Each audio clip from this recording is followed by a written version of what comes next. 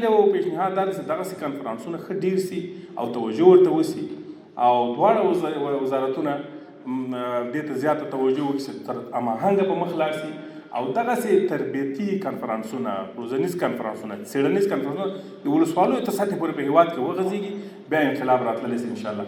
او دې دپاره د مشرتابه محترم مقام نه د بودیجې غوښتنه وشي. دا بودیجه بیا هم زه یادونه کوم تاوان نه ده، سرمایه ګذاري ده، د افغانستان آینده پورې تړلې ده او مستقیما د خلکو په ژوند باندې اثر غورځوي.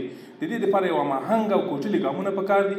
الله تعالی دې ټولو ته توفیق ورکړي او خپلو استادانو متخصصینو ته هم هیله کوو ځینې داسې ښې طرحې وړاندې کړي مشرانو ته او ښې طرحې وړاندې کړي مسؤلینو ته چې هغه په تطبیقي برخه کې په نورو څاو کې کار پرې کولی شي. د خپل هېواد د شرایطو په کتو او د خپل اقتصاد د شرایطو، د خپل دهقان د حالاتو او هغه وضعیت په نظر کې ساتلو سره داسې طرحې ورکړل شي چې هغه عملي هم وي او نتیجه یې هېواد ته د ابادۍ او رښتیا انقلاب او رښتیا د پرمختګ وي.